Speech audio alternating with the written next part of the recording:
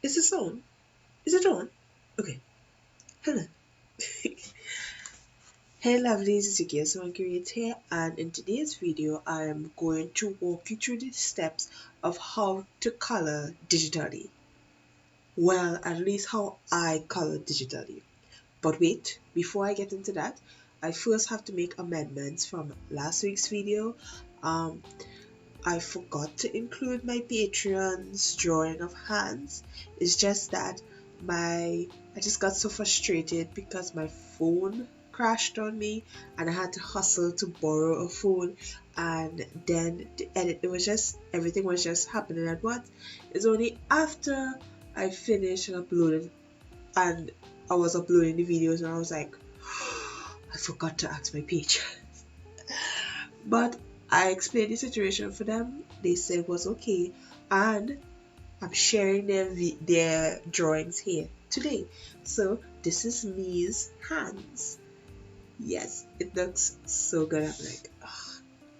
She even drew the fingernails. I hate drawing fingernails.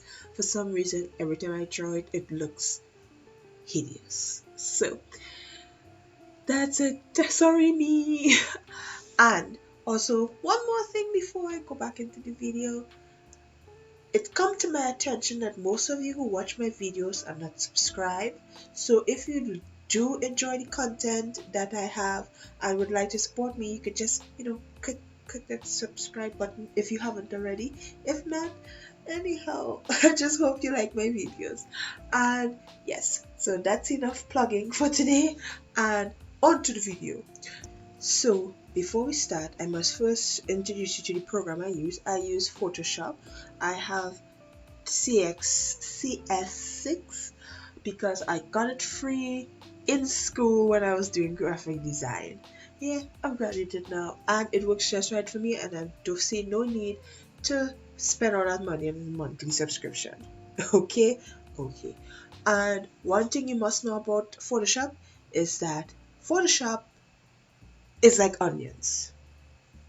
Photoshop has layers, onion has layers.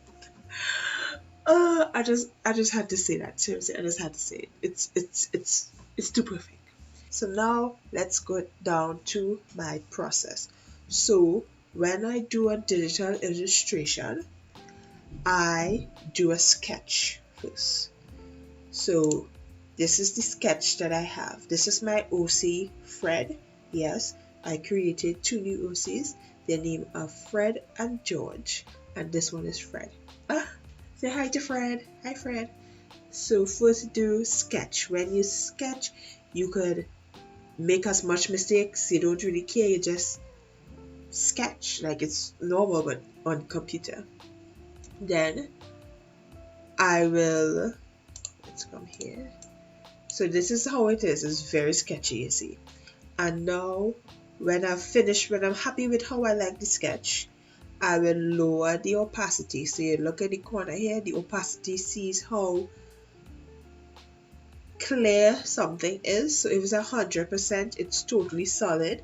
And if you go lower, right, you could kind of see through it. So after I done the sketch and I lower the opacity, I create a new layer, and that's the line art layer. And this is the line art. I'm going to add the grass in later. And rain, because he's sheltering from the rain. Rain drops is falling on his head. Okay then. And now, when I do digital illustration to share on YouTube, I create a floating window so you guys could see it in the corner here. So sometimes when you speed up the drawing and you zoom in and zoom out all the time, it kind of is annoying and it might hurt your eyes and brain. It happens to me as well. So to create a window, I forget where I learned this. I think it's Rebecca illustration. Yeah, where I learned this from. So first you go into window, then you go into arrange. All the way to the bottom, you'll see new window for whatever you name your file, whatever you name your file, and my name is Fred because he's Fred. Alright, and a new window, it will just be an exact copy of what you have. So on the copy, you go back to window, go to arrange, and click float in window right here. When you do that, you create a nice little window. And because my screen is small, I will shorten it. Then, right, zoom it out so you'll have the complete illustration at 100% at all times. And here, when you come over to this one, you click it here, and you zoom in, you zoom out, and this isn't affected. Right? So now how I fill in color is I will go below the line art, create a new layer. The layer is going to be below the line art, right? Good. Now I click the line art area and I use this tool. It's called the magic wand tool. And you click outside your line art. Now if you click shift, you see how the one has a plus sign, right? So I could come right here and click to get all the extra parts that was not selected already. Good. And when you're happy with that, don't do anything. Don't fill in color yet. Go into select, modify, expand. I usually expand it by 2. Alright, and then you select and inverse. And that should give you it good as close to the line art as possible. If you don't do this, the magic wand tool doesn't exactly go all the way up to your line art. It goes a little outside of it. So if you did put in the fill bucket, which is my next tool, like how I click the fill bucket here, and I'll choose a random color and go to the layer that's below the line art and click, and it's filled. Oh wait, I forget it. Any place that was missed, you could go back in and color with the brush.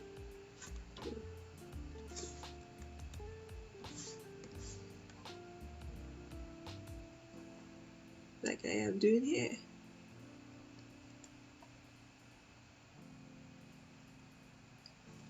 If you come out the line, that's okay, you can always erase. Good. So now all the line art. Ooh, look at the inch for the ounce. Erasing this, I didn't even notice this here. Right. And it's important to get all these colors, all the areas that you want, so those areas could be affected with what I'm doing next. So here we go. So this is the whole illustration colored, and this is going to make it easier for my next step.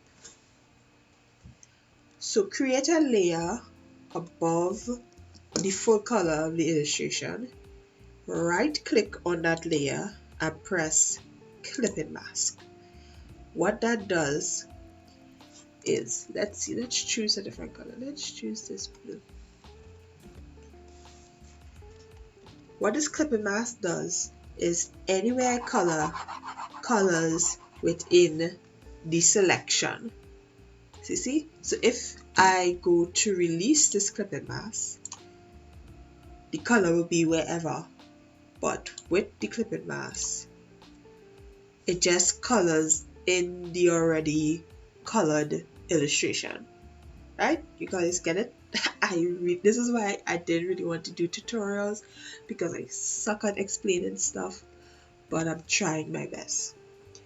So what I usually do is, for every single different color that I'm using, well, not every single different color, but I create different clipping masks to color the different parts of the illustration. Therefore, if I ever change my mind, I want to change a color, I could easily change the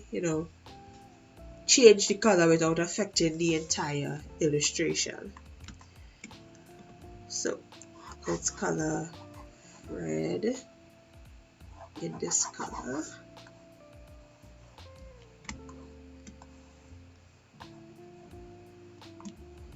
It's okay to go the lines because I just want to color the whole illustration. I'll get the part of the illustration colored. I don't really care about the going outside the line because I could just come back and erase. Eraser tool is one of your best friends. That and the undo button. The undo button is every illustration's best friend.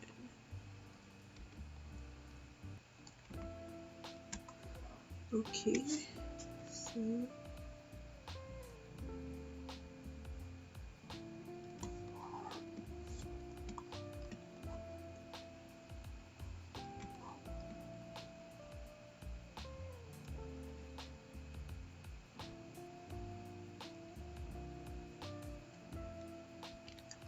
okay, so this is, I colored in Fred.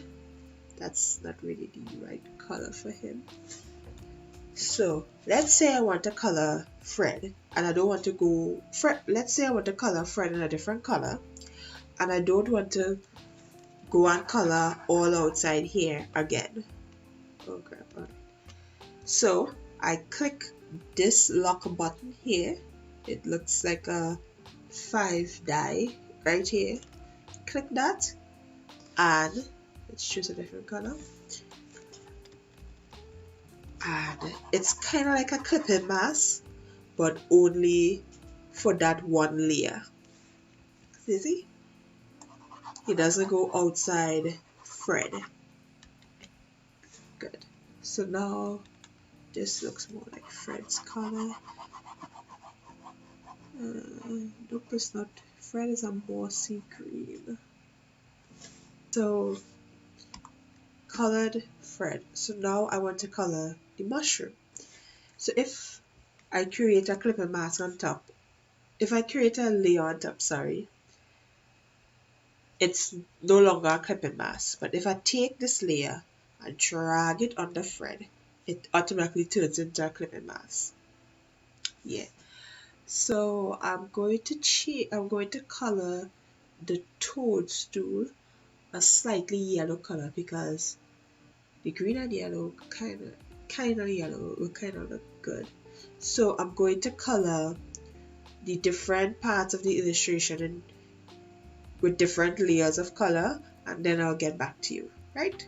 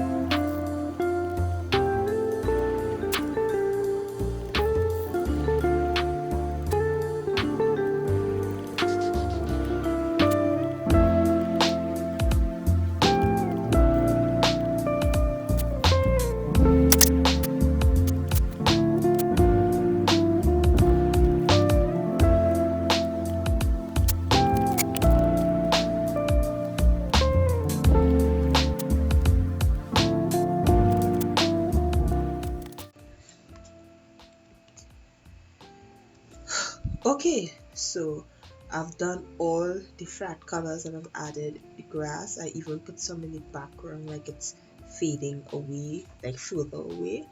So now it's time to add the shadows. Now the first thing to remember is that you have to know where your light source is coming from. So I'm saying my light source is going to come from this direction. Oops. From this direction.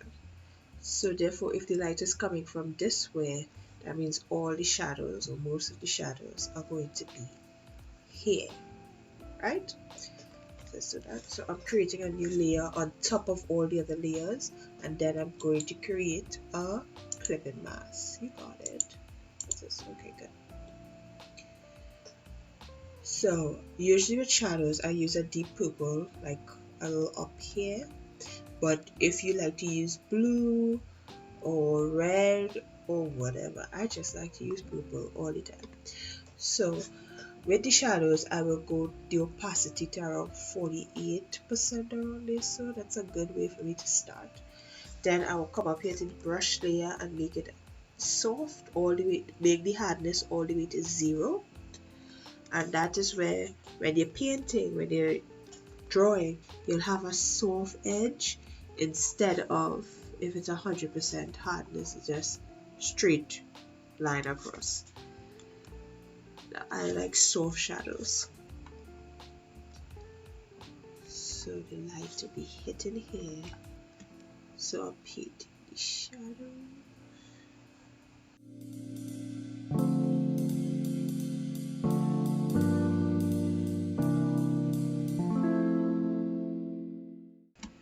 Okay, now that's the shadows, and you could finish here if you want, but I like to add highlights as well. So I'll create a layer on top, create a clipping mask, and then I'll choose a peach color. Somehow I always end up with a peach color. And then I'll keep the brush soft, but I won't put down the opacity of the layer. And then I'll just generally just put broad strokes of color in on where the light will hit the illustrations.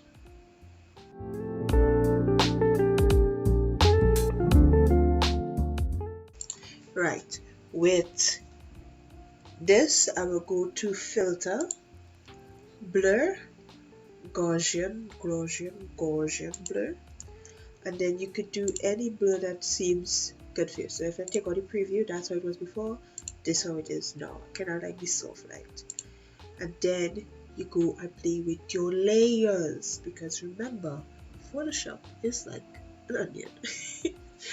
So right now it's on normal, and I like to go and just play with the different settings to see which one speaks to me the most. It's usually overlay or soft light, but pin light also kind of gets some love from me as well.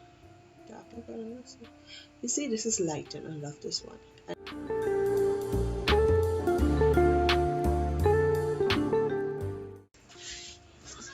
Okay, guys, we're almost done. So again, you can leave it just like this, but to give your illustration a little more softness, you can color the line art a slightly darker color than the color that you used to color the illustration. That was a horrible explanation. Let me just show you. So to get the right color, you take off all like the lights and the shadows.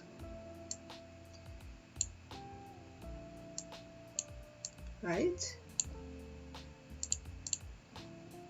Good. And then it's like you bear right back. You go to the layer with the line art. And let's see the close-up. Wait, do I have the... Okay, good. So you go to the layer with the line art, and I'm going to choose this color and go to a slightly darker version of it, and then lock your layer, you know, that little 5 on like a die set. Ooh, too big. Go back to 100% hardness, and color the line art. You don't have to do this step. I just find it softens my illustration a whole lot more. It's very tedious but very rewarding at the same time.